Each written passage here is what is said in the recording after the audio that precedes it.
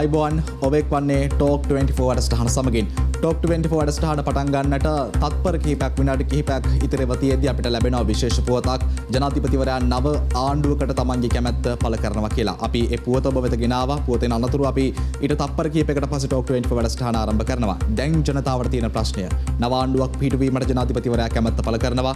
මැතිවරණයකට යන්නට පුළුවන්ද? ජනතාව මැතිවරණයක් ඉල්ලනවා. ඉල්ලන පමාවකට අපිට ජනාධිපතිවරණයකට මහ මැතිවරණයකට යන්නට පුළුවන්ද? මේ තමයි ජනතාවට දැන් තියෙන දැවෙන ප්‍රශ්නය. අද අපි මේ පිළිබඳව කතා කරන්නට සූදානම්. මේ පිළිබඳව කතා කරන්නට අපි අපේ ටෝක් 24 මැදිරියට අද බොහොම ගෞරවයෙන් යුක්තව කැඳවාගෙන ආවා. මැතිවරණ කොමිෂන් සභාවේ කොමසාරිස් ජෙනරාල් සමන් ශ්‍රී රත්නායක මහතා. ආයිබෝන් ඔබතුමාට. ආයිබෝන්. බොහොම ගෞරවයෙන් යුක්තව පිළිගන්නවා අපේ වැඩසටහනට. ජනතාව මැතිවරණ ගැන කතා කරන කාල සීමාවක, ජනතාව මැතිවරණ ඉල්ලන කාල සීමාවක බොහොම ස්තුතියි අපේ වැඩසටහනට සම්බන්ධ වුණාට. මේ අවස්ථාව ලැබෙන තමයි ස්තුතිවන්ත වෙනවා. මොකද මැතිවරණ ගැන කතා කරන නිසා මේක විවිධ පාර්ශ්ව විරුද්ධයන් ගැන කතා කරන මාතෘකාවක් නිසා අපිටත් යම් කිසි අවස්ථාවක් ලබා දීම සම්බන්ධයෙන් ඔබ ආයතන ස්තුතිවන්ත. ඔව් අපි සාකච්ඡාව මේ විදිහට පටන් ගත්තා ජෙනරාල්තුමා 1000 අපි බොහොම කෙටියෙන් සරලව පළමු පියවරේ ඉඳන් මේ සාකච්ඡාව අපි ඉදිරියට අරගෙන යන 1955 මේ කාල වකවානුවේ ඉඳන් ක්‍රියාත්මක වෙච්ච මේ මැතිවරණ දෙපාර්තමේන්තුව 19 වෙනි අනුක්‍රම ව්‍යවස්ථා සංශෝධනයත් එක්ක පත් වෙනවා මැතිවරණ කොමිෂන් සභාවක් වෙත. එතකොට දෙපාර්තමේන්තුව කොමිෂන් සභාවක් බවට පරිවර්තනය වෙනවා. මේ වෙනස කොහොමද වෙන්නේ? මේ වෙනස තුලින් බලධාරීන්ගේ සහ නිලධාරීන්ගේ බලතලවලත් වෙනස් වීමක් සිද්ධ වුණාද? එහෙම නැත්නම් 9 විතරද වෙනසක් වුණේ? මොකක්ද මේ වෙනස? මේක සිද්ධ වෙන්නේ මම හිතන්නේ අපි 80 සහ 90 දශකවල දිගු කාලයක් තිස්සේ තිබිච්ච මිනිසුන්ගේ ඉල්ලීමක් තමයි ස්වාධීන කොමිෂන් සභාව පිටවන්න ඕනේ කියන එක. ඒත් ආපු එක ප්‍රතිඵලයක් විදිහට තමයි 2017 ආණ්ඩුක්‍රම සංශෝධනයේ මුලින්ම කොමිෂන් සභාව පිහිටෙව්වා. හැබැයි මේ පිහිටෙව්වා 17 වෙනි ආණ්ඩුක්‍රම සංශෝධනයේ. හැබැයි 17 ආණ්ඩුක්‍රම සංශෝධනය පිහිටෙව්වට මේක ක්‍රියාත්මක කරගැනීමේ හැකියාවක් ලැබුණේ නැහැ. ඒ නිසා මේක නැවත ආපහු ක්‍රියාත්මක වීම ආරම්භ වෙන්නේ අපිට මේ 2015 තමයි. 2015 19 වෙනි ආණ්ඩුක්‍රම සංශෝධනයත් එක තමයි අර 17න් පටන් ගත්තේ ක්‍රියාත්මක නොවිච්ච එක නැවත ආරම්භ වෙන්නේ 2015 නොවැම්බර් 13 වෙනිදා තමයි කොමිෂන් සභාව පිහිටවන්නේ. හැබැයි 1955 සිට අවුරුදු 60ක් මැතිවරණ දෙපාර්තමේන්තුව ක්‍රියාත්මක වුණා. එතන මැතිවරණ ක්‍රියාත්මක වීම තුල අපි දන්නවා අපි 2015 මැතිවරණය ගැන බොහෝ ඉහළින් කතා කරනවා. නිදහස සාධාරණ මැතිවරණයක් පැවැත්වුවා කියලා. ඒ පැවැත්ුණෙත් කොමිෂන් සභාව කියන වටපිටාව තුල නෙවෙයි. දෙපාර්තමේන්තුව තුල තමයි ඒත් පැවැත්වුවේ. කොමුණත් මේක රටේ මිල්ලීමක් තුළ තමයි කොමිෂන් සභාව පිහිට වෙන්නේ. ඒ අනුව 2015 දී තුන්දෙනෙක්ගෙන් සමාජික තුන්දෙනෙක්ගෙන් සමන්විතලා තමයි පිහිට වෙන්නේ මුල්ම කොමිෂන් සභාව. කොමිෂන් සභාවේ කාලය අවුරුදු 5යි. 2015 පටන් ගත්ත 2020 පළවෙනි කොමිෂන් සභාව අවසන් වුණා. ඉන් පස්සේ නැවතත් 19 වෙනි ආණ්ඩුක්‍රම සංශෝධනයෙන් තමයි දෙවන මේ කොමිෂන් සභාව පිහිටුවේ. මේකේ සමාජික සංඛ්‍යාව 3ක් හිටපු 5 දක්වා වර්ධනය වුණා. මේකට හේතු වුණේ මුලින්ම 17 වෙනි සංශෝධනයෙන් ආපු කොමිෂන් සභාවේ සමාජිකව 5 දෙනෙක් හිටියා. නමුත් මේක තුන් දෙනාගේ ලැබුණෙන් තුන් දෙනා බවට පත් වුණාන් පස්සේ අපිට ගැටලුවක් ආවා කොමිෂන් සභාව පවත්වාගෙන යාමේදී ඝන පූර්ණය සම්බන්ධයෙන්. ඒ කියන්නේ ඝන පූර්ණය සමාජික තුන් දෙනා ඝන පූර්ණයක් තුනයි. කෙනෙක් කර නැතුව රැස්වීමක් තියන හැකියාවක් නැහැ. ඒ නිසා ඒක ප්‍රායෝගික ගැටලුවක් වුණා අපිට ඒ කාලේදී. ඒක නිසා තමයි මේක 5ක් බවට පත් වෙන ප්‍රායෝගික ගැටලුවක් නිසා එක හේතුවක් වුණා. උනත් දෙවෙනි කොමිෂන් සභාව පිහිට වෙනවා 2020 දී. ඒතකොට දැන් 5 දෙනෙක් ඉන්නවා සමාජිකයෝ. අර මුලින්ම ඇහුවා වගේ අපි 2015 නොවැම්බර් මාසයේ 13 වෙනිදා හිටපු 12 වෙනිදා හිටපු කාර්ය මණ්ඩලයම තමයි 13 වෙනිදා කොමිෂන් සභාව යටතට එන්නේ. ඒත් අපි සියලුම නිලධාරීන්ගෙන් ලිඛිතව අරගත්තා. ඔවුන් කොමිෂන් සභාවේ රාජකාරී කරන්න කැමතිද කියන එක. කොමිෂන් සභාවට බඳවා ගැනීම කරන්න පුළුවන්. අපි දන්නවා මේක ඉතා දිගු ඉතිහාසයක් තියෙන දෙපාර්තමේන්තුවක්. මේක වෙනම මේ දෙපාර්තමේන්තුව තුල තියෙන සම්ප්‍රදායන් සහ හැසිරීම් රටාවන් එකට වෙන් වෙච්ච සංස්කෘතියක් තියෙනවා. ඒතකොට ඒක පාටම අපි මේක වෙනස් කිරීම තුල ගැටලුවක් වෙන්න පුළුවන් නිසා අපි සීලම කාර්ය මණ්ඩලය මම ද ඇතුළුව අපේ සීලම කාර්ය මණ්ඩලයෙන් ලිඛිතව ගත්තා ඔවුන් මේකට එන්න කැමතිද කියන එක සහ ඒ වගේම තමයි ඔවුන්ට රාජ්‍ය සේවයේ තියෙන වරප්‍රසාද කිසිවක් අහිමි නොකර ඒවා කරනම තියෙනුනේ. ඒ කැබිනට් තීරණය මත එම කාර්ය මණ්ඩලය එහෙම හිටියා. ඒතර වෙනසකට උනේ මෙතෙක් කල එක කොමසාරිස්වරයෙක් විසින් ගේ එක මතයක් මත ක්‍රියාත්මක වෙච්ච දෙපාර්තමේන්තුව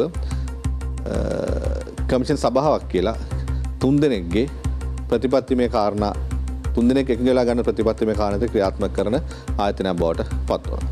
එතකොට දැන් ස්වාධීනයිද? අපි කවදත් ස්වාධීනයි.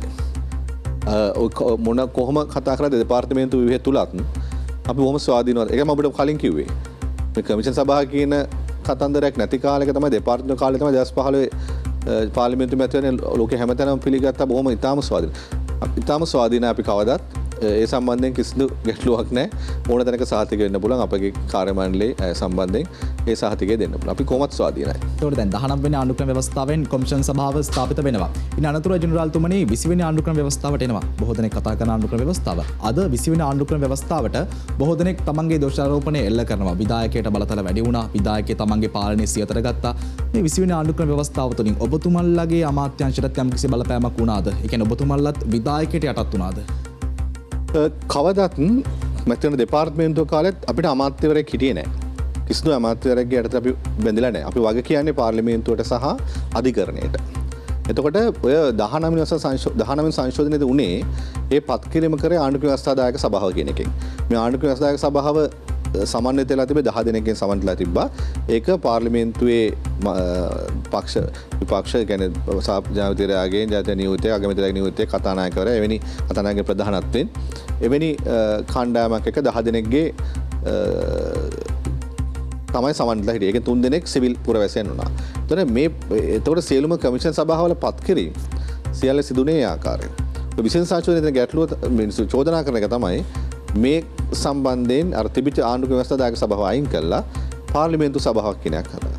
ඒ පාර්ලිමේන්තු සභාව සමන්විත වෙන්නේ විපක්ෂ නායකවරයා, අගමැතිවරයා, කතානායකවරයා සහ නියෝජිතයෝ 5 දෙනෙක්ගෙන් සමන්විත වෙනවා. මේකෙදි තියෙන්නේ ජනාධිපතිවරයා දෙන එවන නමක් නිර්දේශ කරලා යවන එක විතරයි. ඒ නිසා තමයි ඔය සම්බන්ධය තියෙන්නේ. අපිට කියන්න තියෙන්නේ අපේ කොහොම කරත් ඉලෙක්ෂන් කමිෂන් සභාවට අපි ස්වාධීනව කටයුතු කරන්නේ. අපිට එහෙම කිසිදු ආකාරයක බලපෑමක් නැහැ. එන 20 වෙනි ආණ්ඩුක්‍රම ව්‍යවස්ථාව සංශෝධනය වුණත් ඔබතුමාලට බලපෑමක් එල්ල කරන්නේ අපිට බලපෑමක්. මොකද මම ඔබට කිව්වා මේක ඉතා දිගු ඉතිහාසයක් තියෙන දෙපාර්තමේන්තුවක්. මේ දෙපාර්තමේන්තුව තුල තියෙන වෙන උපසංස්කෘතියක් තියෙනවා. ඉතින් අපි සාමාන්‍යයෙන් අපේ නිලධාරීන් බඳවා ගැනීමේදී පවා බොහෝලාට පළවෙනි පත්වීම ලබන නිලධාරියෙක් තමයි අපි ගන්නෙ. ඒක පරිපන්සේ වෙන්න පුළුවන්, වෙන අනිකුත් රියදුරෙක් වෙන්න පුළුවන්, ලිපිකාරසේ වෙන්න පුළුවන්. පළවෙනි බඳවා ගැනීමේදී තමයි අපි අරගන්නේ. ඒතර මේ දෙපාර්තමේන්තුව තුළ එන්න පුළුවන් එන්න ලේසි නැහැ.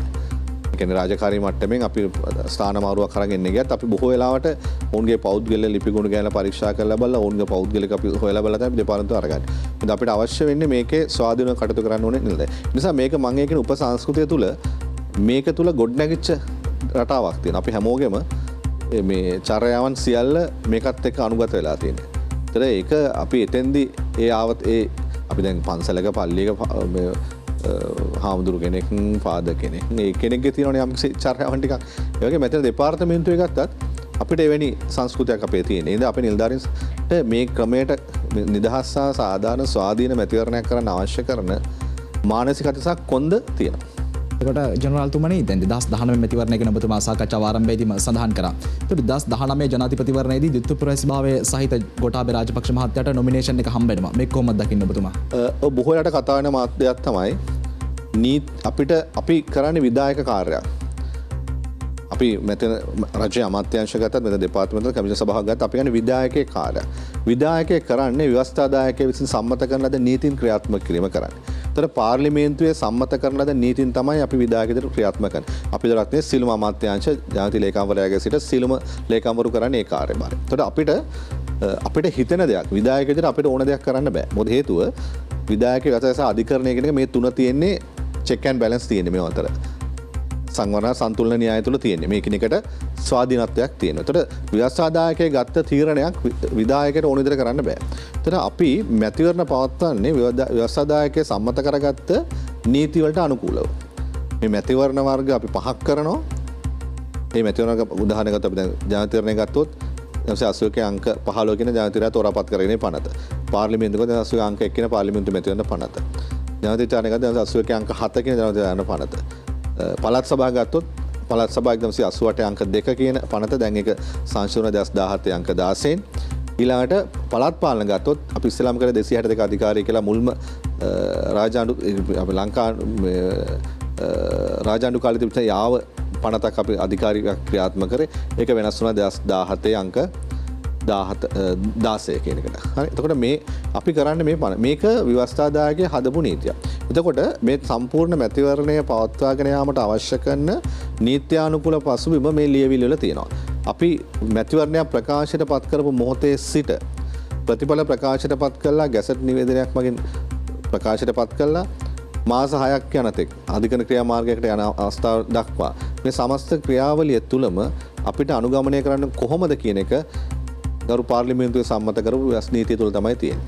එතකොට ඔබ අහන ප්‍රශ්නෙත් අපිට නාම යෝජනාවක් බාර ගන්න අවස්ථාවකදී අපිට ඒ අදාළ මැති වෙන පනත දෙනවා නාම යෝජනා බාර ගැනීමේදී සලකා බැලුතු මොනවද කරුණු කියන එක. ඒ කාරණා තුළ අපිට කියන්නේ නාම යෝජනාව අපිට ගෙනාවෙන් පස්සේ අපිට බලන්න තියෙන්නේ ඒ නාම යෝජනා පත්‍රයේ තියෙන මුහුණත සඳහන් කරන කාරණා සම්බන්ධයෙන් තමයි.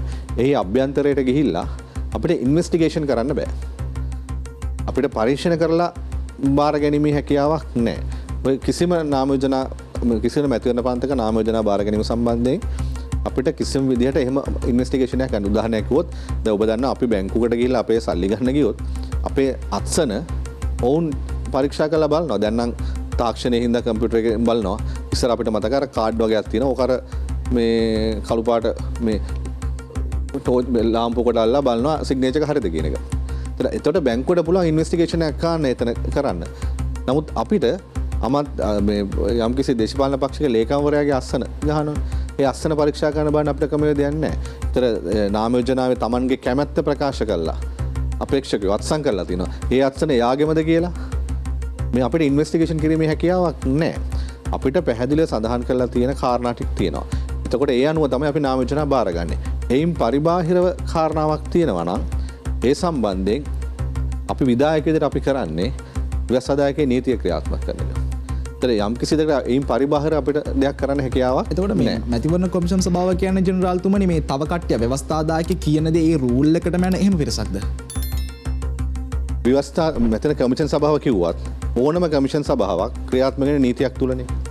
නීතිය හදන්නේ කොහෙන්ද එතකොට? ව්‍යවස්ථාදායකේ. ඒතර කමිෂන් සභාවලට නීති හදා ගැනීම එහෙම ක්‍රමවේදයක් නැහැ. මේ අපි ගොඩක් අපේ තියෙන දේ තමයි අපි ඉල්ලුවේ මේ ස්වාධීන කමිෂන් සභාව කියන එක මේ මැතිවරණ විතරක් නෙවෙයි. ඔය සියලුම කමිෂන් සභාවල ඉල්ලීම් කරන කාලේ අපි විශ්වවිද්‍යාල ශිෂ්‍ය විදියට ඊට පස්සේ වෘත්තීය විදියට අපි සමහර අරගල කරලා තියෙනවා. හරි. ඔය අපි ඉල්ලුවේ දේම ඒ විදිහටම ලැබිලා නැහැ. මේ ගොඩක් අයගේ මැතිවරණ සම්බන්ධයෙන් ඊපස්සේ අපේ අයගේ ඔළුවේ තියෙන්නේ ඉන්දියානු මැතිවරණ කමිෂන් සභාව පිළිබඳව තමයි. මොකද ඉන්දියාවේ මැතිවරණ කමිෂන් සභාව නීතිය මූලාශ්‍රයයි. මෙතන කමිෂන් සභාවට පුළුවන් නීති සකස් කරන්න. නමුත් අපිට එහෙම බෑ. අපි සෝස් ඔෆ් ලෝ නෙවෙයි. මෙතන කමිෂන් සභාවේ තීරණ නීතියක් නෙවෙයි. ඒ නීතිය ව්‍යවස්ථාදායකේ තුල තමයි ඉදිරිපත් වෙන්න ඕනේ. ඒ නිසා අපේ එකම දේ අපේ ඔළුවේ තියෙන්නේ අපිටත් තිබ්බා. මම මෙතන කමිෂන් සභාවට එන්න ඉස්සෙල්ලා වෙනත් ප්‍රාදේශීය අමාත්‍ය විදිහට කටයුතු කරේ. මාත් ඒ කාලේ මෙතන කමිෂන් සභාවට එන්න කමිෂන් සභාවක් කරලා තිබුණේ නැහැ. නමුත් කමිෂන් සභාවක් කරනවා කියන හන්ට 2003 විතර මං සම්බන්ධ වෙන්නේ මේ මගෙත් ඔළුවේ තිබ්බ එක තමයි. ඒ කියන්නේ බොහොම අපිට ඕන දෙයක් කරන්න. නෑ නමුත් අපේ රටේ නීතිය තුල මූලික නීතියත් එක්ක අපිට එහෙම ඕන දේවල් කිරීමේ හැකියාවක් නෑ. එතකොට ජනතාව මූලික වශයෙන් කියන කාරණයක් තමයි මේ 2019 ජනාධිපතිවරණයේදී ද්විත්ව පුරවැසි භාවයේ තියෙන පුද්ගලයෙක්ට නාම යෝජනාවක් දුන්නා කියලා ඔබතුමාලට තමයි ඇඟිලි දික් කරන්නේ. ඒක ඔබට බාර ගන්න බැහැ නේද ඔබතුමාලට? නෑ ඉතින් මෙහෙම ඒක ගොඩක් අය නීතිය නොදන්න තත්ත්වය තුල සමහර දා. සාන්ට නීතිය Tamanට ඕන දේ අර්ථකථන කරගත්තත් එහෙමනේ. දැන් අපිට ඕන නීති අර්ථකථන කරන්න බෑ. නීති අර්ථකථනය කිරීම තියෙන අධිකරණේ. එහෙමනම් ඒ වෙලාවේ ගැටලුවක් තිබුණා නම් ඕනම පාර්ශවයකට දරු අධිකරණයට යන්න තිබුණා. අපිවත් පාර්ශවකාරයෝ කරලා අධිකරණයට යන්න තිබුණා. එහෙම ගියා නම් එන්න එතකොට අධිකරණයේ තීන්දුවක් දෙනවා නම් ඒ අධිකරණයේ නඩු තීන්දුවක් නීති මූලාශ්‍රයක්නේ.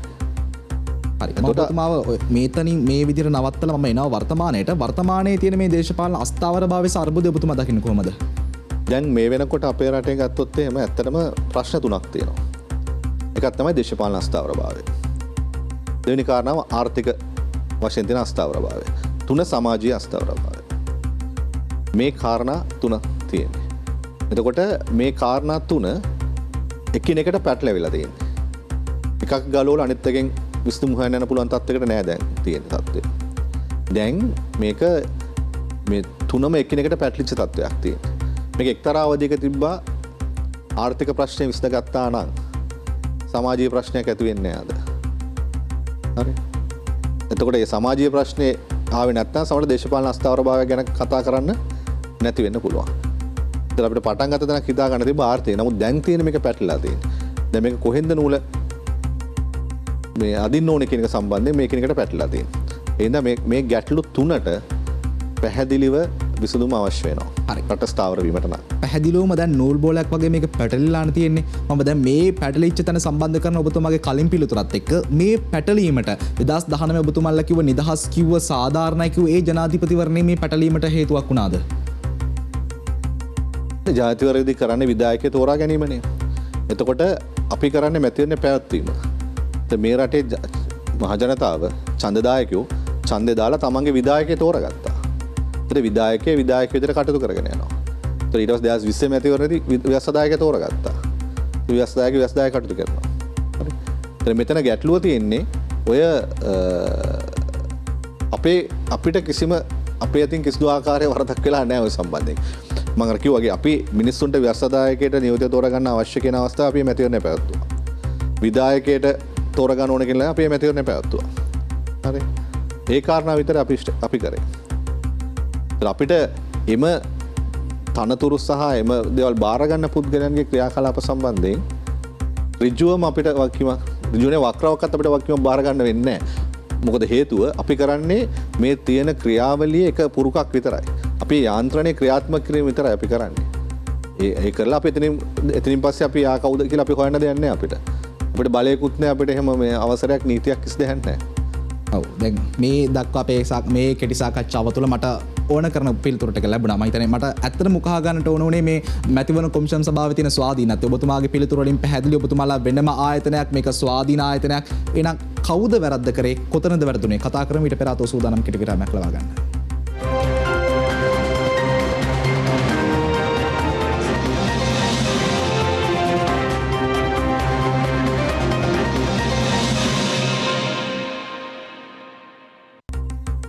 ඔබ නැවතත් ටෝක් 24 වැඩසටහන සමගින් අපි කතා කරමින් ඉන්නේ වර්තමාන රටේ මැතිවරණ සම්බන්ධව. දැන් ජනරාල්තුමා සඳහන් කරන ආකාරයට වර්තමාන මේ තියෙන තත්වයට දේශපාලන අරාජකභාවයේ තියෙන වගකීම කොයිම වෙලාවකවත් මැතිවරණ කොමිෂන් සභාවට බාරගන්නට බෑ. බාරගන්නෙත් නෑ. එතකොට ඔබතුමා පිළිගන්නවද කොතන හරි යම්කිසි වැරද්දක් සිද්ධ වුණා කියලා ව්‍යවස්ථාදායකයෙකු? මේ අපි දැන් මේ තියෙන අරුදේ සම්බන්ධයෙන් ව්‍යවස්ථාදායකයේද ඒ වගේම අපි පුද්ගලයෙකුට අපි හැමෝම මේකට වග කියන්න ඕන කියන ප්‍රශ්නයක් තියෙනවා. මේ තියෙන ආර්ථික ගැටලු ඒවා දිහා මැතිවරණ කොමිෂන් සභාවත් ඇතුළවද? නෑ පුද්ගල විදිහට මම කතා කරන්නේ. අපි ආයතන විදිහට එන්නත් පුළුවන් සමහරලාට. එක් අමාත්‍යාංශ ඒගොල්ලෝ ඒ අමාත්‍යාංශ ඉලක්කයන් සහ මේ රටේ සංවර්ධනයෙන් ගතු ක්‍රියාමාර්ග කොතෙක් දුරට ගත්තද නැද්ද කියන එක. ඊළඟට අනිත් පැත්තෙන් පුද්ගල විදිහට ගත්තොත් එහෙම බලනකො. අපි රාජ්‍ය සේවයේ සහ අනිත් පැත්තේ කොච්චර වියදම් අනවශ්‍ය වියදම් කොච්චර වෙනවද? ඒ වගේම අනිත් පැත්තෙන් අපි අමතක කරන පැත්තක් තියෙනවා. අපි වියදම් අවම කරන්න කතා කරනවා. හැබැයි අපි ආදායම් එකතු කරන එක ගැන කතා කරන්නේ නැහැ. අපේ රටේ කොච්චර පුද්ගලයෝ ඉන්නවද තමන්ගේ ආදායම විවෘතව පෙන්වන්න නැතුව නියම ආදායම පෙන්වන්න නැතුව මේ රටේ බදු මුදල් දැන් අපි මේ කතා කරන සමහරු බිලියන ගණන් කෝටි ගණන් වලින් වගේ ඒ වගේ පුංචි එකතු වෙලා කරපුවා කොච්චරක් ඇද්ද? මේ සමස්තයෙන් මේ සම්බන්ධයෙන් මේ අද තියෙන මේ රටේ ආර්ථික අර්බුදය සහ මේ වියදම සහ ආදායම කියන දෙක සම්බන්ධයෙන් අපි හැමෝම කවුරුගේ ටික මේවට සම්බන්ධකම් තියෙනවා.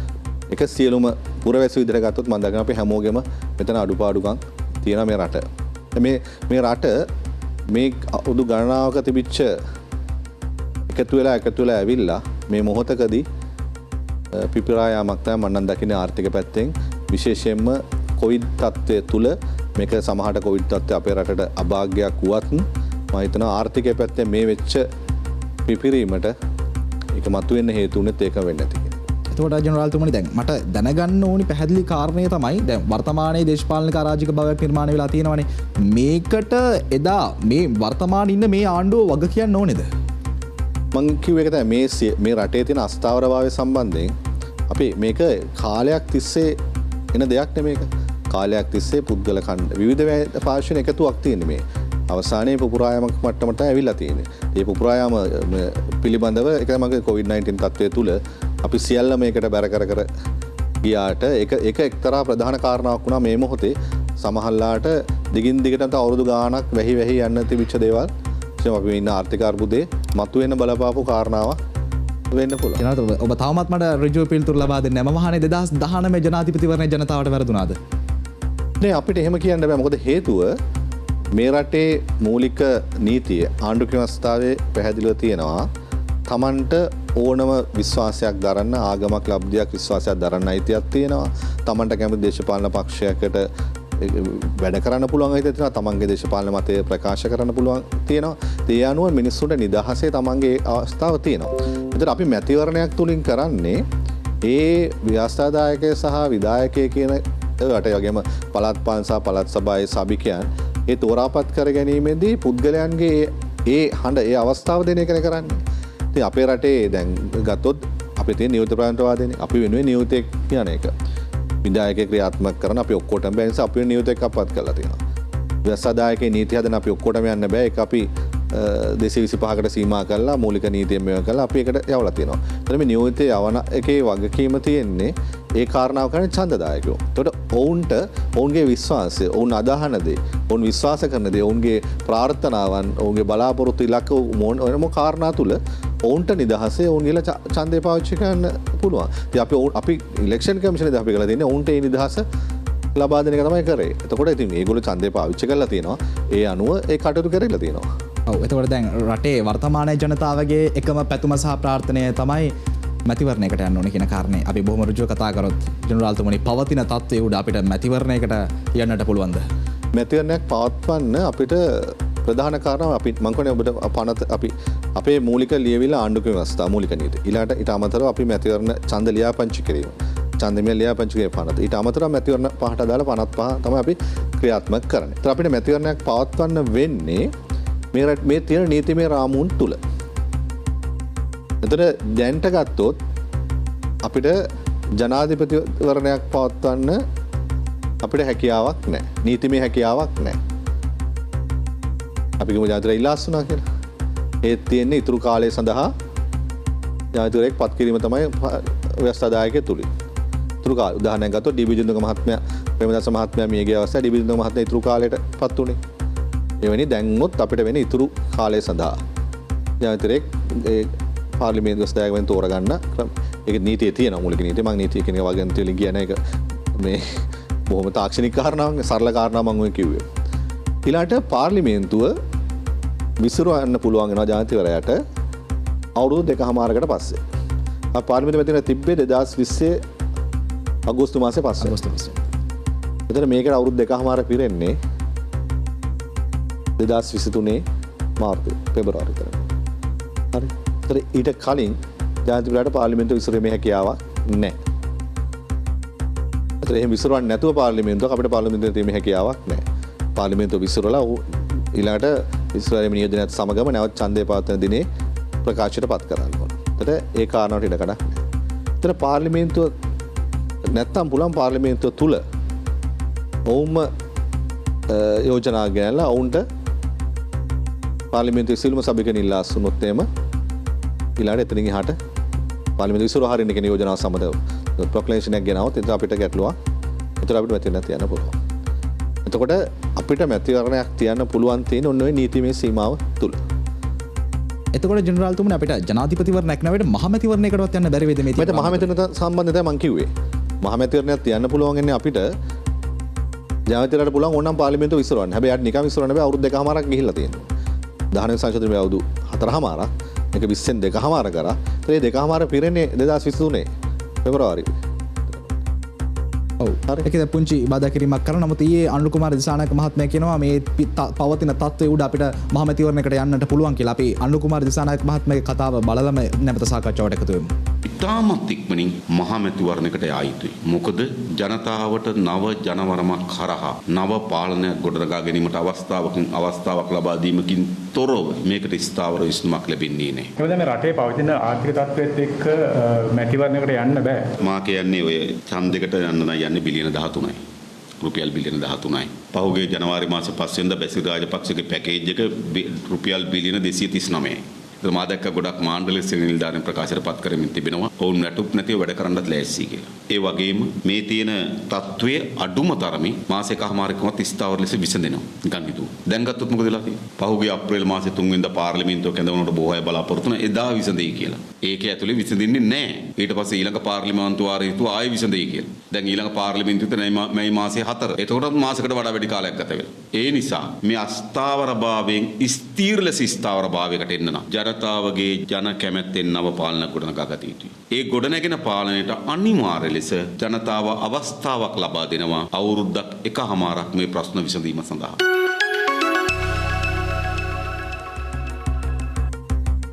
ජනතාව මැතිවරණයක් ඉල්ලනවා. ජනරාල්තුමනි මේ අවස්ථාව විශේෂයි. අපි නීතිය පැත්ත නීතිය හරි ඔබතුමා කියන නීතිය හරි. නමුත් මේ අවස්ථාව විශේෂයි. ජනතාව එළියට බහැලා ආණ්ඩුව පෙරලන්නට ඕනි කියලා කියනවා. දේශපාලන පක්ෂ එළියට ඇවිල්ලා මහ මැතිවරණයකට යන්නට ඕනි කියලා කියනවා. මේ විශේෂ අවස්ථාවක් උඩ වුණත් අපිට බැරිද හදිසි මැතිවරණයක් ඇඳව ගන්න? ඔබට මං කියවනේ අපි කියන්නේ විධායකය කියන එක අපි ඕනම රාජ්‍ය විධායක ආයතන අපි ක්‍රියාත්මක කරන පවතින නීතියක්. අපිට නීති නිර්මාණය කිරීමේ හැකියාවක් නැහැ. ඉතින් අපි ඉල්ලා සිටින ගරු පාර්ලිමේන්තුවට පුළුවන් අර විදිහට ඔක්කොම ඉවත් වෙන්න. එතකොට අපිට අවස්ථාවක් ලැබෙනවා මැතිවරණයක් පවත්වන්න. එවැනි අවස්ථාවක අපි ගැටලුවා. එහෙම නැතුව අපිට මැතිවරණයක් කැඳවීමේ බලයක් මැතිවරණ කමිෂන් සභාවට නැහැ. සියලුම දෙනා ඉල්ලා අස් වුණොත් අවස්ථාවක් එනවා. එතකොට අවස්ථාවක් එනවනේ පාර්ලිමේන්තුව නැහැ. පාර්ලිමේන්තුවේ දැන් කැඳවීමේ මේ සභිකයන් තෝරා ගැනීමේ මන්ත්‍රීව තෝරා ගැනීමට අවස්ථාව ලැබෙනවනේ. ඒක කරන්න පුළුවන් නම් අපිට මැතිවරණයකට යන එකේ ප්‍රශ්නයක් නැහැ. එතුමා කිව්වා කෝටි 13ක් නැහැ. අපි 2020 පාර්ලිමේන්තු මැතිවරණයට ගියේ කෝටි 572යි. දැන් මිලියන 5727යි. හරි. එතකොට එච්චර කෝටි 13ක් දැන් මිල වැඩිම ඔක්කොම ඩීසල් එහෙම ඩබල් වෙලා තියෙන හින්දා මේ වෙන්න පුළුවන්. නමුත් ඒ එච්චර ගාණක් යන්නේ නැහැ. මැතිවරණ පවත්වන්න පුළුවන්. ඒක තවත් අඩු කරගන්න පුළුවන්. අර කිව්වා වගේම මේ රජ නිලධාරීන් නිකන් වැඩ කරන්නම් කියලා තියෙනවා. බොහොම සන්තෝෂයි අපි ඉලෙක්ෂන් කමිෂන් විදිහට එහෙම නිකන් වැඩ කරන දාන්න තව ටිකක් අඩු කරගත හැකියි. ඔබට මම ප්‍රතිශාත්මක කිව්වොත් එම යන වේදන් වල කාලය යනවා නැත්නම් අපිට ඒ වේදන් අඩු කරගන්න පුළුවන්. හරි. ඒතර මැතිවරණයක සඳහා වියදම කියන එක ලොකු ගැටලුවක් නෙවෙයි. මොකද හේතුව මේ රජයක් බැඳී සිටිනවා මැතිවරණයක් පැවැත්වීම සඳහා මුදල් දෙන්න. එතකොට අපිට දැන් මැතිවරණයකට යන්නට ආර්ථිකමය වශයෙන් ප්‍රශ්නයක් නැහැ. ඔව් දැන් ආර්ථිකමය වශයෙන් කියන්නේ භාණ්ඩාගාරයෙන් මුදල් ගැනීම අවශ්‍ය කරන මුදල් එක. මැතිවරණයට අවශ්‍ය කරන මුදල් කියන එක භාණ්ඩාගාරයෙන් අපිට ලැබෙන මුදලක් නේ.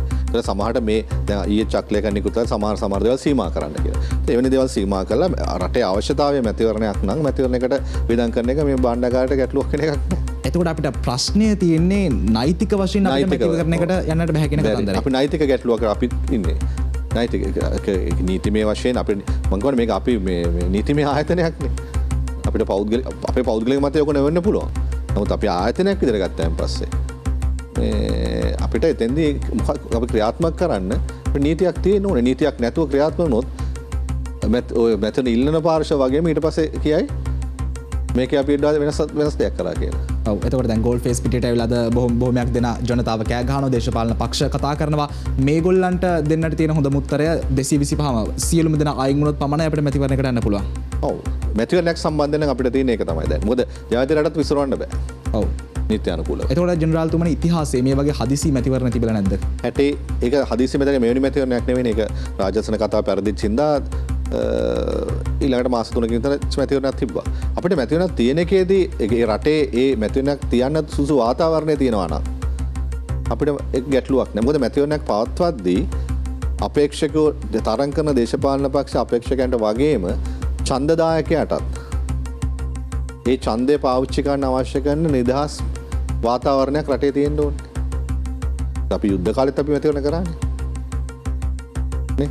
ඒතර අපි අපි සමහරට අවතන් වෙච්ච කඳවුරුළු අපි තියලා ඡන්දේ පාවිච්චි කරන මිනිස්සුන්ට කඩ දුන්නා. යුද්ධ කලාපෙන් බැහැරට ගෙනල්ලා අපි ඡන්දේ පාවිච්චි නීති රාමුතුල අපි දේවල් කරලා තියෙනවා. දැන් දැන්ට උනත් ඒ සුදුසු වාතාවරණයක් තියෙනවා නම් ඡන්දයක් තියන්න අපිට ඡන්ද තියෙන එක ගැටලුවක් නැහැ. තියන්න නීතිය තමයි ප්‍රශ්න තියෙන්නේ. එතකොට ජනරාල්තුමනි දැන් මට ඊළඟට පැන නගන ප්‍රශ්නය ඔබතුමා පැහැදිලිවම පිළිගන්නව නේද වර්තමානයේ රටේ අපිට දේශපාලන ආර්ථික සමාජීය අස්ථාවර භාවයක් නිර්මාණය වෙලා තියෙනවා කියලා. ඔව් ඒක පුරවැසියෙක් නේ මාත් ඡන්දදායකයෙක් මාත් පුරවැසියෙක්. මාත් ඉන්නේ ගෑස් පොලිමේ පෙට්‍රල් පොලිමේ මාත් ඉන්නවා. ඉතින් මේ රටේ ආර්ථික දේශපාලන සහ සමාජීය කියන ප්‍රශ්න ගන්නවක් තියෙනවා. ඉතින් ඒකනේ අපි දැන් දකින්නේ. ඒ ප්‍රශ්න වලට විසඳුම අපිට මේ පාලනය වෙනස් කරලා විසඳුම හොයාගන්නට පුළුවන්. මොකද බොහෝමයක් ජනතාව කියන්නේ මේ පාලන ක්‍රමය දැන් පාලනේ ඉන්න පිරිස එළියට ඇදලා තවත් පිරිසක් දාලා මේකට විසඳුම හොයන්නට පුළුවන් කියලා. ඔබතුමා කොතනද ඉන්නේ? මෙහෙමයි. දැන් එකක් තමයි පළවෙනි දේ අපි ඒ දේ කරන්නේ කොහොමද කියන එක. නීතිමය පැත්ත. අනිත් පැත්තෙන් අපි මේ තියෙන අර්බුද වලට විශේෂයෙන්ම අපේ රටේ තියෙන මේ අද තියෙන සමාජීය ප්‍රශ්න ටිකක් තියෙනවා. අපි අද මේ හැමතැනම මේ ගෑස් සිමෙන්ති ඔය තියෙන සියලුම දේවල් වැඩිවීමත් එක්ක මිනිස්සු එතන ප්‍රශ්නක ඉන්නවා. හරි. ජීවත් වීමේ ආර්ථික ප්‍රශ්නක ඉන්නවා. රටම ආර්ථික ප්‍රශ්නක ඉන්නවා. ඩොලර් හිඟයත් එක්ක රටම ආර්ථික ප්‍රශ්නක ඉන්නවා. ඒක බලපාලා තිනවා සමාජීය ප්‍රශ්නයක් දක්වා වර්ධනය වෙලා තියෙනවා. එතකොට මේ ආර්ථික සහ සමාජීය ප්‍රශ්න විසඳන නම් ස්ථාවර දේශපාලන ස්ථාවරතාවයක් තියෙන්න ඕනේ. අපේ දේශපාලන ස්ථාවරත්වයක් නැතුව අපිට කිසිදු ආයතනයක් බාහිර කිසිදු ආයතනයක් අපිට මේ වෙනුවෙන් මැදිහත් වීමට උත්සාහ කරන්නේ නැහැ. සෝ රටක් කිසිම ආයතනයක් මැදිහත් වීමට උත්සාහ කරන්නේ නැහැ. දැන් පළවෙනිව අපි අපේ රටේ දේශපාලන ස්ථාවරතාවය හදාගන්න වෙනවා. දේශපාලන ස්ථාවරතාවය හදා ගැනීම සඳහා පාර්ලිමේන්තුව තුල ඒ දේ කළ යුතු වෙනවනේ දැන්. මොකද එයින් බැහැරව නීතිමය තත්ත්වයන් තුල ගැටලුවක් තියෙනවා නම් දැන් මේක තව මාස 6ක් 7ක් බල ඉන්න පුළුවන් තත්ත්වයක් නේ ස්ථාවරයක් හදාගන්න.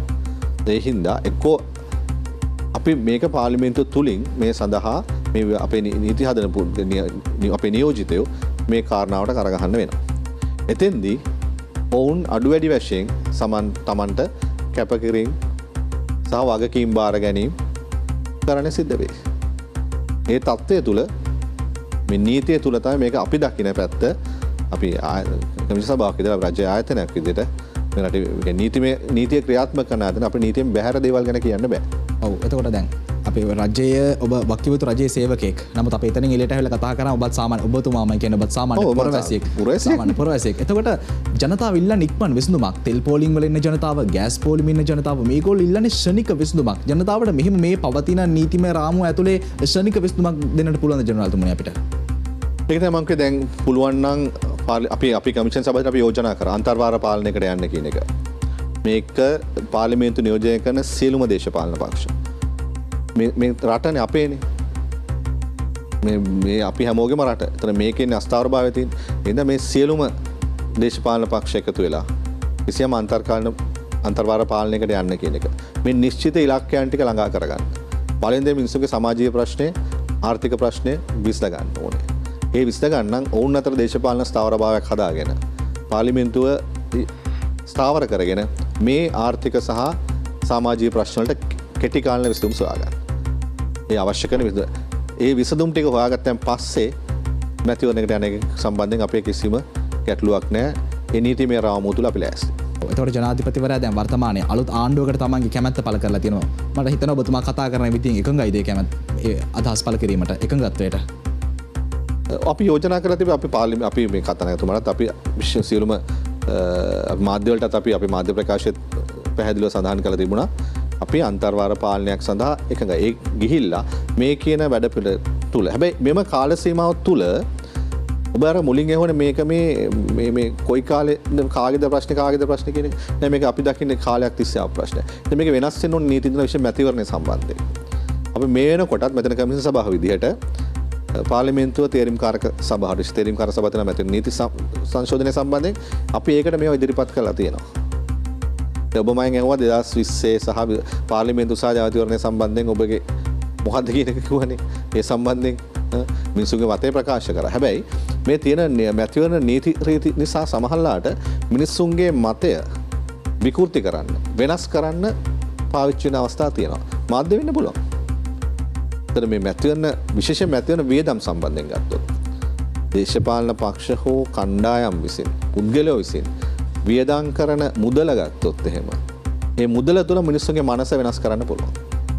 මට ඒක පොඩ්ඩක් පැහැදිලි මද ජනරාල්තුමනි. සරල උදාහරණයක් කියන්න දෙන්න පුළුවන්ද? අපි මෑතක පළාත් පාලන මැතිවරණයේදී මොණරාගල දිස්ත්‍රික්කයේ ඡන්ද 1700ක් විතර තියෙන පොඩි කොට්ටාශයකට එක අපේක්ෂකෙක් මිලියන 4ක් වියදම් කළා. මිලියන 4ක්. කෝටි 4ක් වියදම් කළා තිබ්බා. හරි. එක අපේක්ෂකෙක් කෝටි 4ක් වියදම් කළා තිබ්බා. එතකොට එයත් එක තරම් කරන අනිත්‍යය මොකද කරන්න කියන්නේ? දිනන්න පුළුවන්ද? එතකොට ඒ තියෙන ගනුදෙනුවක් නෙවෙයිද? අරම අපි කියපු ආණ්ඩු ව්‍යවස්ථාවේ තියෙන අපි නිදහසේ සිතන්න විශ්වාසයක් දරන්න මතයක් දාන දේශපාලන මතවාදයක් ඒකද? ඒක රැකෙනවද එහෙම වුණාම? ඒක මුදලට යන්නේ නැද්ද? අද ඊළඟට විශේෂයෙන් මැතිවරණ ප්‍රචාර කටයුතු සම්බන්ධයෙන් මුදල් ලැබෙන්නේ කොහොමද කියන එක ප්‍රශ්න තියෙනවනේ. ඒ මුදල් මත කොච්චර දේවල් වෙනවද? හරි. එහෙන් බැලුවෙන් පස්සේ අපි යෝජනා කරන්නේ අපි නැවත මැතිවරණයකට යන්න පෙර මේ පවතින අන්තර්වාර පාලනයක් තුල හෝ මැතිවරණ නීති ටික අපි යෝජනා කළා. අපි තරක් නෙවෙයි. මෙතන සම්බන්ධ අනිකුත් CMU ආයතනය, පැෆරල් ආයතනය, විවිධ කාන්තා සංවිධාන විවිධ ආයතන වලින් යෝජනා ඉදිරිපත් දේශපාලන පක්ෂ යෝජනා ඉදිරිපත් කරලා තිබ්බා. ඒවා දිහා බලලා ඒවා ගැන නීති හදාගන්න ඔය පාර්ලිමේන්තුව තුල. ඔය ආර්ථික සමාජීය ප්‍රතිසංස්කරණ කරන අතරතුර මේ නීතිමය කරන්න ඕනේ ප්‍රතිසංස්කරණ ටික කරන්න නීතිමය ප්‍රතිසංස්කරණ. ඒ ටික කරලා මැතිවරණය කරන්න. එහෙම නැත්නම් එළියට එන විකෘතියක් වෙන්න පුළුවන්. නීතිමය ප්‍රතිසංස්කරණ සහ ඉදිරි මැතිවරණය ගැන කතා කරමින් ඊට පෙර ආතෝ සෝදානම් කෙටි විරාමයක් ලබා ගන්නට.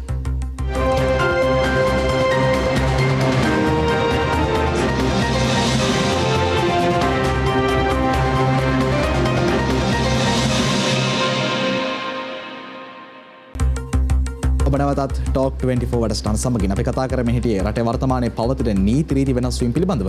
දැන් බොහෝ දෙනෙක් කතා කරනවා උගත් පිරිසක් පාර්ලිමේන්තුවට යවන්නට ඕනි, බුද්ධිමත් පිරිසක් පාර්ලිමේන්තුවට යවන්නට ඕනි, දක්ෂතා සහ කුසලතා තියෙන පිරිසක් පාර්ලිමේන්තුවට යවන්නට ඕනි කියලා කතා කරනවා.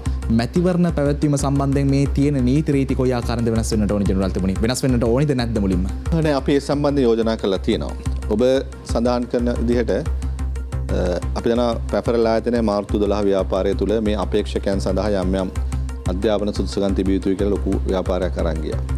අපේක්ෂක සම්බන්ධයෙන්. ඒත් අපි දැන් පාර්ලිමේන්තුවේ ගත්තත් උගත් බුද්ධිමත් අය නැද්ද කියන එක. හරි. ඊළඟට එන ප්‍රශ්නේ තමයි මේ නාම යෝජනා ක්‍රියාවලිය තුළ එවැනි අයන්ට ඉඩකඩ තියෙනවද නැද්ද කියන එක. එතකොට මේ ප්‍රධාන ගැටලුවක් තමයි මේකට මේ දේශපාලන පක්ෂ තුළ අභ්‍යන්තර ප්‍රාන්තවාදයේ කොතෙක් දුරට ක්‍රියාත්මක වෙනවාද කියන එක. අපේක්ෂකව තෝරන්නේ අපි නෙවෙයිනේ. ඒතර පාර්ලිමේන්තුවේ පනතකින් ඒ අදාළ පනතේ සුදුසුකම් මොනවද කියලා සඳහන් වෙන්න ඕනේ. ඒතර මූලික සුදුසුකම් ටික දෙනවා. ඒතර කොහෙවත් අධ්‍යාපන සහතික නැහැ. ඒතර අපිට එහෙම අධ්‍යාපනයේම එකම සාධකය වෙනවාද කියන එක පිළිබඳ ප්‍රශ්නකුත් තියෙනවා. ඒක මම නම් වශයෙන් කතා කරන්න අදාළ නැහැ. අපි දන්නවා බොහෝ වෙලාවට අපි සමහරලාට ඒ අපේ මේ උගත්කම කියන එක දේශපාලනය තරක් නෙවෙයි. අනිත් සෑම ක්ෂේත්‍රයකම සහතිකයනේ බලන්නේ. හරි. ඒතර ඒක ප්‍රායෝගිකව ඒ ක්ෂේත්‍රයේ කටයුතු කරන්න කොතෙක් දුරට වැදගත්ද කියන එක නෙවෙයි අපි සමහරට බලන්නේ. හරි. ඒක ඕනම ක්ෂේත්‍රයක. පරිපාලනයෙන් ඕනම ක්ෂේත්‍රයක. ඊට වඩා ඕනම ක්ෂේත්‍රයක ගත්තොත් සමහරට ඉහළ සහතික දින එකට වඩා මේ ප්‍රායෝගික මිනිස්සු ඕන තරම් ඉන්නවා. එහෙනම් අපිට ඒමනේ දෙයක් සම්බන්ධ නීතියේ යම් සීමාවක් වෙනවා නම් අපිට ගැටලුවක් නැහැ. අපි ඒකත් එක්ක කටයුතු කරන්න ලෑස්ති. ඉතින් මේ අනිත් කාරණේ තමයි අපි දැන් ගත්තොත් එහෙම දේශපාලන පක්ෂවල නාම යෝජනා ලබා දීමේදී තමයි මේ ගැටලුව සිද්ධ වෙන්නේ. තරම් කරන තමන් ඉදිරිපත් කරන සියලුම අපේක්ෂකයෝ ඒ අපේක්ෂිත මට්ටමට ඉන්න පිරිසක් නම් ගැටලුවක් නැහැ. එහෙනම් මම හිතට ඔය නාම යෝජනා සකස් කිරීමේදී පක්ෂ තුල අභ්‍යන්තර ප්‍රාන්තවල ගැටලුවක් තියෙනවා. ඒ නිසා තමයි ওই තත්ත්වයට පත් වෙලා තියෙන්නේ. අනිත් කාරණේ තමයි ඔබ දන්නේ 1971 කැරැල්ලේ ප්‍රතිඵලයක් විදිහට තමයි ඉඩම් ප්‍රතිසංස්කරණ කමිෂන් සභාව බිහි වෙලා මේ වතු ටික බෙදලා දීලා ගම්වල හිටපු ගැමියන්ට වගා කටයුතු සඳහා ඉඩම් දුන්නේ. මොකද 71 අරගලයට බලපාපු හේතු දෙක අධ්‍යයනය කරායින් පස්සේ 88 89 අරගලයේ ප්‍රතිඵලයක් තමයි දේශපාලන බලපෑමකින් තොරව විවෘත තරඟ විභාගයක් මත තරුණයන්ට රැකියාව දෙන්න ඕනේ කියන එක. තව එකක් තමයි දේශපාලනයට තරුණ දේශපාලකයන් ඇතුළේ ඉඩකඩ දෙන්න ඕනේ කියන එක. ඒ නිසා තමයි පළාත් පාලන ආයතනවල තිබුණේ තරුණ නියෝජනයක් තිබ්බේ. තරුණ කෝටා එකක් තිබ්බා ලයිස්තුවේ 1735 අතර තරුණයන්ට මෙච්චර ප්‍රතිශතයක් තරුණයෝ නාම යෝජනා බාර දෙන්න ඕනේ කියන එක. එහෙම ආපු තරුණයෝ අද වර්තමාන අමාත්‍යවරු විදිහට කටයුතු කරනවා. පළවෙනිවට තිබිච්ච ඡන්දෙන් ආපු කට්ටිය. ඒ තරුණ දේශපාලකයන්ට ඉඩ කඩක් හම්බුණා. හැබැයි අපේ ඊට පස්සේ නීති සංශෝධනය කරද්දී මේ තරුණයා හෙල්ලා ගියා. හැබැයි අපි අන්ත කාන්තාවෝ. ඒතර බොහෝ වෙලාවට කාන්තාවන් සඳහා අපි දැන් පහුගිය පළාත් පාර්ලිමේන්තුවේ සිට 25ක කෝටා එකක් දුන්නා කාන්තාවන්ට. මේ දේශපාලන පක්ෂවල අනිවාර්යෙන් නීතිය තිබුණා මෙන්න මේ ප්‍රතිශතාත්මක වශයෙන් මෙන්න මෙච්චර ප්‍රමාණයක් නාම යෝජනා දෙන්න ඕනේ කියලා. හරි. එහෙම නාම යෝජනා දුන්නා. හැබැයි දුන්නට මේ නාම යෝජනා දීමේදීත් කොතෙක් දුරට ඒ ක්‍රියාශීලීව දේශපාලනයේ ඉන්න ප්‍රායෝගික චරිතද කියන එක ප්‍රශ්නයක් වුණා. එතන මේ ඉඳ අපි කියන්නේ නීති වෙනස් විය යුතුයි. අපි යෝජනා කරලා තියෙනවා ඒවා. තරුණ සහ කාන්තා නියෝජනය සඳහා පළාත් පාලන ආයතන සිට පාර්ලිමේන්තුව දක්වා සියලුම තැන්වලට මේ අයට අවස්ථාව දෙන්න ඕනේ. මැති වෙන ක්‍රියාවලිය තුල. එතකොට මේ දවස්වල බොහෝ දෙනෙක් කතා කරන කාරණයක් තමයි දැන් අපි ඉන්නේ 20 වන ආණ්ඩුක්‍රම ව්‍යවස්ථාවේ 19 වන ආණ්ඩුක්‍රම ව්‍යවස්ථාවේ තියෙන දේවලුත් අරගෙන 20 වන ආණ්ඩුක්‍රම ව්‍යවස්ථාවත් හදාගෙන අපි 21කට යන්නට ඕනි කියලා බොහෝ දෙනෙක් කතා කරනවා. ඔබතුමාත් එතන දින්නේ. මේමයි නීතිය කියන ගහ ගැලේ කොටුපේ ගන්න නෙවෙයිනේ. අපේ ද 20 ආණ්ඩුක්‍රම ව්‍යවස්ථාවේ 25 සංශෝධනලානේ. දැන් අපි එකම දේ මේ නීති ඔබ ඔය 20 ආණ්ඩුක්‍රම ව්‍යවස්ථාවේ සංශෝධන සියල්ලම දිහා වෙන වෙනම අරන් අධ්‍යයනය කළා බැලුවොත් බොහෝ වෙලාවට ඒ පවතින ඒ වෙලාව දිහා බලලා හදාගන්නා උත්තර. මේක එසේ නොවිය යුතුයි. ඒකෝ බලේ හෝ බලයට එන්න මොනෑමෝ පාර්ශවයන් වලට ඒ වෙලාවට පැන්නගෙන කාරණාත් එක්ක නිවැරදි හැදිච්ච සංශෝධන. හරි. එතකොට තව සංශෝධනයක් ආවත් එවැනි අරමුණකින් නම් එන්නේ. එතකොට අනිවාර්යයෙන්ම 22කටත් යන්න. එහෙම යන්න දැන් ලෝකේ සමහර රටවල් ගත්තොත් ආණ්ඩුක්‍රම ව්‍යවස්ථාවක් නැහැනේ අලිඛිතනේ. ලිඛිත ව්‍යවස්ථාවක් නැතුව ඒ රටවල් දුවනවා රාජ්‍ය පාලනය යනවානේ. අපි මේ ලිඛිතව තියෙන එකනේ මේ ප්‍රශ්නෙත් වෙලා තියෙන්නේ බලන්න ගියාම. ආණ්ඩුක්‍රම ව්‍යවස්ථාවේ මේ ක්‍රියාත්මක කිරීම සම්බන්ධයෙන් සහ කොතෙක් දුරට තමන්ගේ මම හෘද සාක්ෂි වචන පාවිච්චි කරන එක බොරුවක්. ඒගොල්ලන්ට හෘද සාක්ෂි කියලා කියන්නේ තමන්ගේ මේ කරපු වැරද්ද ජස්ටිෆයි කරගන්න හදාගන්න ක්‍රමවේදයක් නේ. මම කියන්නේ ඒක නෙවෙයි හෘද සාක්ෂිය නෙවෙයි. තමන් කොතෙක් දුරට කැපවීමකින් අවංකවම මේ සඳහා යෝජනා ගේනවද ඒකේ යටි අරමුණු නැද්ද කියන එක තුල. රටේ යහපත වෙනුවෙන්ද ඒ යෝජනාව ගේන්නේ කියන මේ අපේ මේ තියෙන තත්ත්වයන්ට ගැටලුවට විසඳුම් හොයාගන්න. එවැනි තත්ත්වයක් තුල නම් කිසි ගැටලුවක් නැහැ ඒ ඕනම එකක් සම්බන්ධයෙන් අපිට අද කොහොමත් පාර්ලිමේන්තුවේ සම්මතුණෙන් පස්සේ අපි විධායක විදිහට ක්‍රියාත්මක කරන්න බැඳිලා ඉන්නවා. සාමාන්‍ය පුරවැසියෙක් විදිහටත් අපිට ගත්තොත් ඒ තියෙන නීතියට අපි යටත් වෙනවා. ඔය එතකොට දැන් ජනරාල් දෙවියන් මට තියෙන ප්‍රශ්නේ තමයි ඔබ සාකච්ඡාව ආරම්භයේ ඉඳන්ම කිව්ව කාරණේ ආහාරයෙන් කියන්නේ මොකක්ද අපි ඒක කරනවා. කියන්නේ මොකක්ද අපි ඒක ක්‍රියාත්මක කරන්න බැඳී ඉන්නවා. මේක මෙහෙම නැතුව මේ ක්‍රමෙත් වෙනස් වෙන්නට ඕනි කියලා ඔබතුමා හිතන්නේ නැද්ද? යම් මොනේද අපිට අර මුලින්ම ඉඳන් කිව්වා අපිට මේ ඉන්දියාව වගේ ස්වාධීන සම්පූර්ණයෙන්ම ස්වාධීනම කමිටු සභාව පිටේවුණා. එහෙම වෙන්න පුළුවන්. වෙනස් වීමක් තියෙන්නට ඕනි කියලා පිළිගන්නවා. ඒ වෙන තත්ත්වයක් තිබුණොත් අපිත් කැමතියි.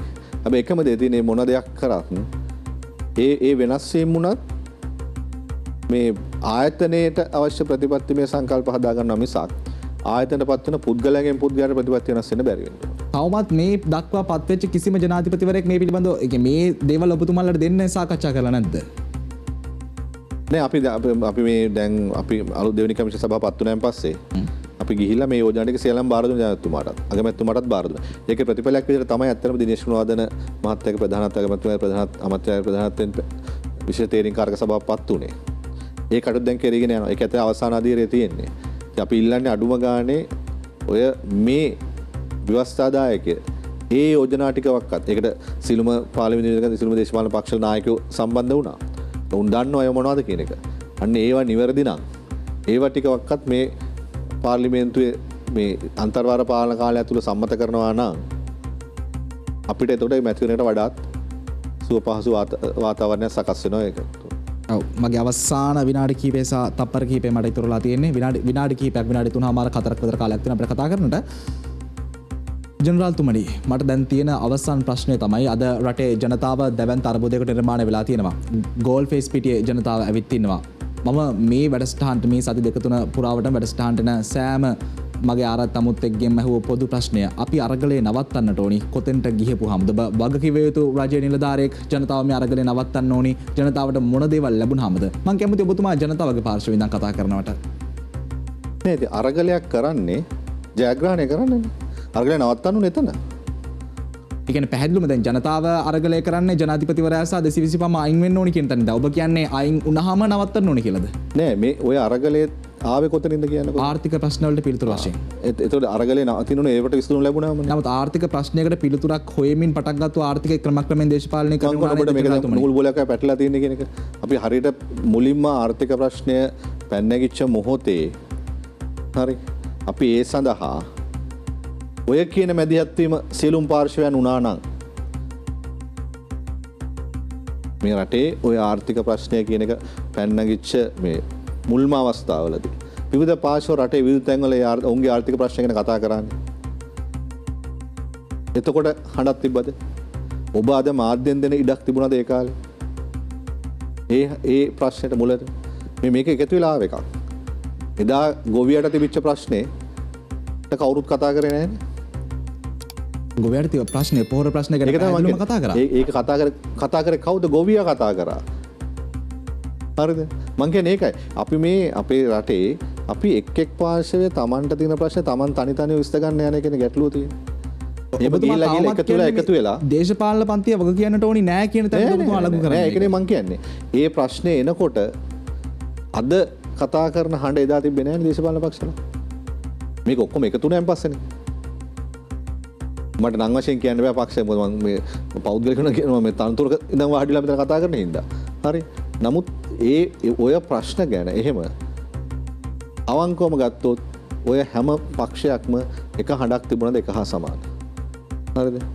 අද මේක ගිහිල්ලා ඔක්කොටම ගිහිල්ලා අපේ මේ මෙච්චර මුළුදුවනකන් හිටියන් පස්සේනේ මේ සමාජීය ප්‍රශ්නයක් වෙනකන් හිටියන් පස්සේ මේකේ ආර්ථිකයක් ගැන හිතන්න ගියේ.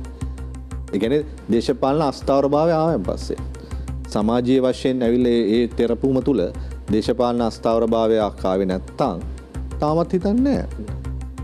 ඒ කියන්නේ මෙතන අපිට අරගලයට ජනරාල්තුමනි මට තාමත් නොතේරෙන කාරණේ අපි හරියටම ගිහිල්ලා මෙතන උත්තරේ දාන්න ඕනේ රටේ දැන් තියෙන ආර්ථික ප්‍රශ්නෙටද එහෙම නැත්නම් දේශපාලන ප්‍රශ්නෙටද? ඒ කියන්නේ ඔබතුමා හිතන්නේ ආර්ථිකය හැදුවොත් දේශපාලනය හැදෙයිද දේශපාලනය හැදුවොත් ආර්ථිකය හැදෙයිද? නැත්නම් ඔය දෙක එකට හැදෙන්න ඕනද? නෑ මං කිය මේ තුනම පැටලලා දැන් තියෙන්නේ. මං මුලින්මත් කිව්වේ ඒකනේ. මේක දැන් කවුද ඉස්සෙල්ලා කියලා හිතා ගන්න බෑ දැන්. ඒ තත්ත්වයට ගිහිල්ලා තියෙන්නේ. ඒතකොට දැන් අපි මේ රටේ ආර්ථික සමාජීය ප්‍රශ්න විසඳෙන්න නම් අපිට ඒ ප්‍රශ්න විසඳ ගන්න වෙන්නේ මිනිස්සුන්ගේ තියෙන මූලික අවශ්‍යතාවයන් ටිකනේ. ඔය මූලික අවශ්‍යතාවයන් ටික ඉෂ්ට කරන්න නම් මේ රටට ආර්ථිකමය ශක්තියක් තියෙන්න ඕනේ. ආර්ථිකමය ශක්තියක් එන්න නම් අපිට ඇතුලෙන් මේක කරන්න බෑ දැන්. ඒකනේ තියෙන තත්ත්වය. ඇතුලෙන් මං හිතන්නේ ඒත් බැරි කමක් නෑ. මම මුලින් කිව්වා වගේ අපි වේදන් ටික සීමා කරගන්නවා නම් අපි ගන්න ඇත්ත ආදායමට ඇත්ත බදු ටික ගෙවනවා නම් අපිට සමහර රට අභ්‍යන්තර හැබැයි දැන් අපිට තියෙන ගැටලුව වෙන්නේ අපි නිෂ්පාදන අපේ ඇතුලේ කරලා නැහැනේ. අපිට බොහෝ නිෂ්පාදන පිටින් ගේන්න වෙලා තියෙනවා. ඒ නිසා අපිට දැන් ඩොලර් පිළිම ප්‍රශ්නයක් තියෙනවානේ. ඒ නිසා අපිට අනිවාර්යයෙන්ම මෙතෙන්දී බාහිර රටක් බාහිර පාර්ශවයක් එක්ක රටින් පිට යම්කිසි ජාත්‍යන්තර ආයතනයත් එක්ක රටවල් එක්ක අපිට ගණදුන කරන්න සිද්ධ වෙනවා. ඒක කරන්න නම් එමුසු පිළිගන්න ඕනේ අපි අපේ රට දේශපාලන වශයෙන් ස්ථාවරභාවයක් තියනවාද කියන එක. අපිට ණයක් දෙන්නේ නැහැ. අපේ ගෙදර ගෑණී මිනිහා රණ්ඩු වෙනකොට අල්ලපු ගෙදර මිනිහා රුපියල් 50ක්වත් දෙන්නේ නැහනේ. හම්බෙන්න දෙල විශ්වාසයක් නැහැ. අපි අභ්‍යන්තර ප්‍රශ්නයක් තියෙද්දී බාහිර පාර්ශවයක් අපිට උදව් කරයිද? උදව් කරයි වෙන බලාපොරොත්තු ටික ඕන. අපි ඒකටත් පරිස්සම් වෙන්න ඕනේ. ඒකට පරිස්සම් වෙලා අපි මේක ගෙනියන්න ඕනේ නම් අපි අනිවාර්යයෙන්ම අපේ දේශපාලන ස්ථාවරත්වය හදා ගන්න ඕනේ. එතන මේ දේශපාලන ස්ථාවරභාවය හදා ගැනීම ප්‍රමුඛ කාර්යයක් වෙනවා මෙතන. බොහොම ස්තුතියි ඔබතුමන්ට. සාකච්ඡා අවසානයේදී හොඳ තැනකට රැගෙන ආවා. රටේ ප්‍රශ්න හදන්නට නම් අපි දේශපාලනික ස්ථාවරභාවයක් හදා ගන්නට ඕනේ. දේශපාලන ස්ථාවරභාවයක් හදාගත්තොත් අපිට ආර්ථික, සමාජීය, සංස්කෘතික ගැටලු වලට පිළිතුරු ලැබෙවි. බොහොම ස්තුතියි ඔබතුමන්ට දවසේ අපේ වැඩසටහනට සම්බන්ධ වුණාට. තවත් මෙවැනිම කාලීන වැඩසටහනකින් අපි නැවත බොහොම ස්තුතියි ඔබතුමන්ට. අපි තවත් මෙවැනිම කාලීන වැඩසටහනකින් හම්බෙමු. රට සුබ වෙනතුරු Talk 24 අවදියේ.